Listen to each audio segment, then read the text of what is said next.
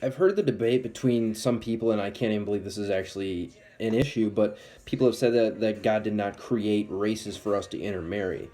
God somehow finds it repulsive that people marry other races, black people marrying white people, or Hispanic people marrying whatever. Nowhere in the Bible does it talk about interracial marriage and God condemning it. A lot of people will say, well, that's not true because you look in the Old Testament and it clearly says interracial marriage.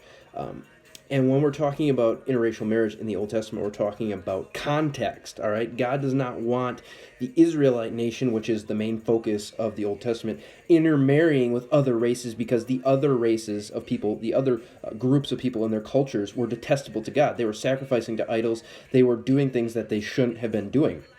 And God didn't want his people, his chosen people, Israel, going off and being deluded by those kinds of nations. He didn't want them intermarrying, and that's why Scripture says, do not be unequally yoked with unbelievers. Now, some of you watching this probably are married to an unbeliever who doesn't believe in Jesus Christ, and I'm not condemning that in any way, but Scripture clearly tells us what it says. However, it also gives us a solution for if we are married to an unbeliever, that we are to show love to them, to show compassion, and ultimately the light of Jesus Christ to them.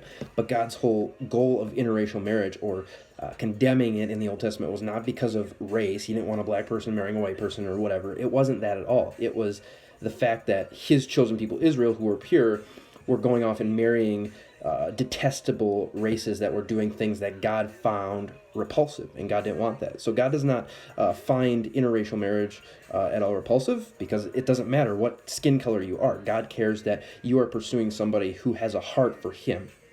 And again, if you're in a relationship or married to somebody who doesn't know Jesus Christ, then you got to be the light. It's your duty, biblically, to show them who Jesus Christ is and to live that out in your daily life.